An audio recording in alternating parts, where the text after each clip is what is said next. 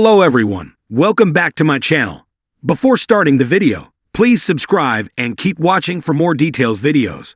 Serena Williams, Trisha Yearwood invite BottleRock to a dinner party.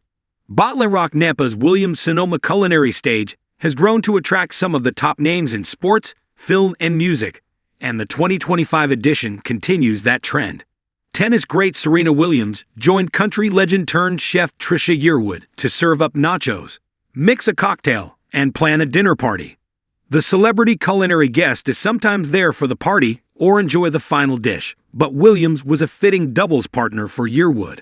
Though Williams admitted that as much as she loves to cook, she really just confines it to family. "I don't really have dinner parties, and I don't have people over," she said, with a laugh. The dinner party theme carried through the entirety of the demo, the pair volleying ideas back and forth as they created a layered peach chicken nacho dish. Yearwood's appearance coincides with an album on the way, as well as a new partnership with Williams Sonoma for cocktail mixer. Maybe the most entertaining part of the show was Williams' daughter Olympia, who offered up some sneaky fun along the way. "My husband says if you aren't making a mess you aren't doing it right," Yearwood asserted, joking about her husband Garth Brooks. "I must not be doing it right," Serena Williams quipped. "Yeah," Olympia shot back, getting a big laugh from the crowd. Williams also quickly held her daughter's arm down when she raised it high as host and KCBS foodie Chapliam Makelum asked the audience who was ready for a cocktail. Yearwood and Williams share many culinary similarities and had enough chemistry to host the cooking show themselves.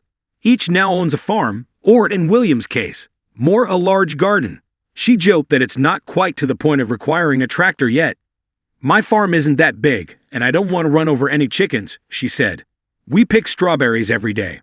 The now-retired tennis great says she watches what she's eating a bit more now than she used to.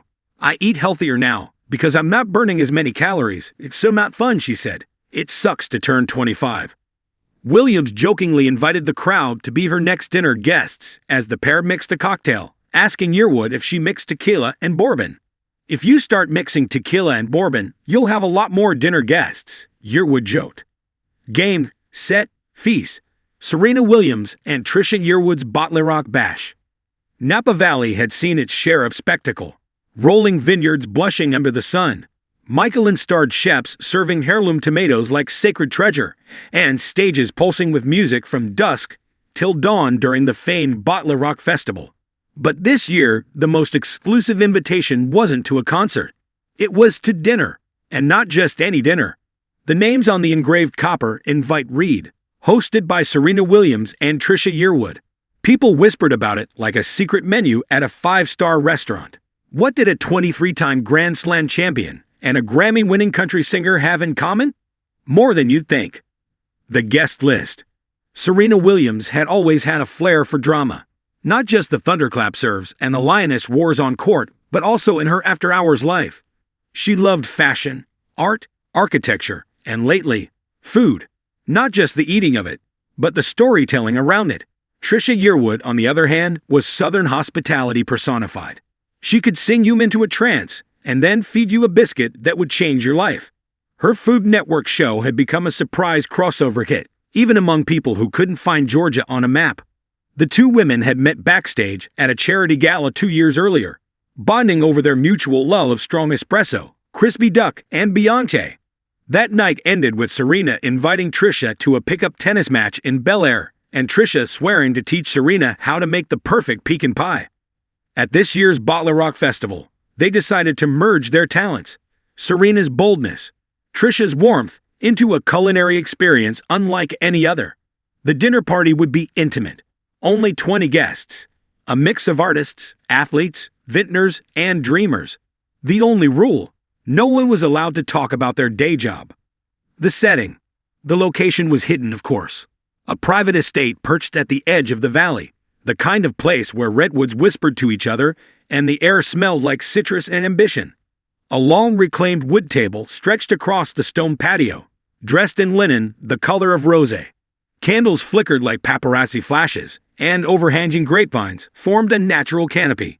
From a nearby hill, the echo of live music drifted on the wind, soft, like a secret you could only half hear. As guests arrived, Serena greeted them barefoot in a gold silk robe that looked like it belonged in a Greek myth.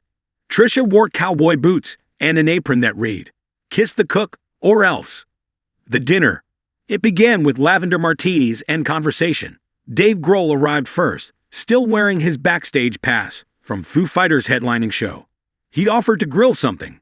Anything. Just point him to the coals. Serena laughed and handed him a glass of Pinot Noir instead. "Sit down," she said. "This is a serious dinner." Trisha smiled, already plating the amuse-bouche, a single oyster, dressed with champagne mignonette and a dot of jalapeno sorbet. "It's a little bite of everything we love," she said. Luxury, spice, and surprise. The courses that follow were themed like a set list. Opening number: grilled peaches with goat cheese, drizzled with hot honey. Deep cut, shrimp and grits, but the grits were truffle-infused and the shrimp marinated in miso butter.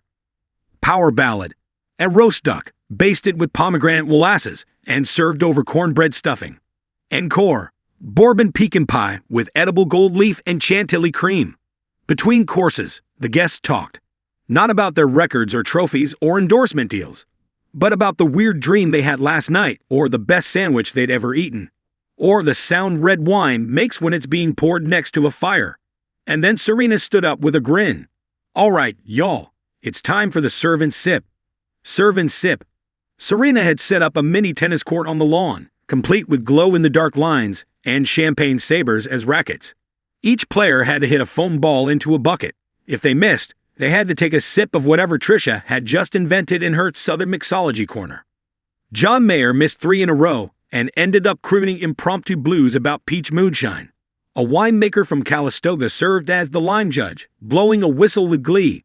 Trisha's cocktails included concoctions like sweet Southern smash, peach nectar, bourbon, fresh mint, backhand buzz, espresso, rye whiskey, splash of cherry cola, baseline beauty, rosemary-infused gin, and sparkling lemonade. By the end of the game, the score was unclear, but the joy was overwhelming. Dessert and revelations. As the stars stitched silver above them, dessert was served on vintage record sleeves. Pecan pie, naturally, but also chocolate torte shaped like tennis balls, and sugar-dusted fried dough, shaped like treble cleps. Serena and Trisha sat side by side, feet up, eyes glassy with warmth. "People forget," Serena said, swirling her wine, "that athletes are artists too. We just use different tools." Trisha nodded. "And artists. We're athletes of the heart." One of the guests, a young chef from Oakland, asked what inspired them to host something like this. Trisha answered first. "I believe food is the most honest love letter you can write." Serena added, "And I think celebration should be a sport, a discipline, something we train for." The morning after.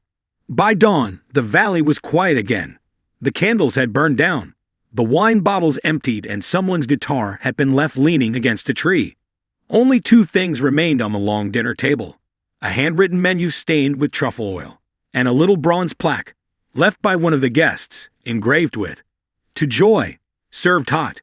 Author's note: in a world of festivals and fame, Serena Williams and Trisha Yearwood reminded us that sometimes the most powerful stage is a dinner table, the most memorable performance a perfectly cooked meal, and the most moving duet 2 women from wildly different worlds laughing over dessert. And that's a championship worth cheering for.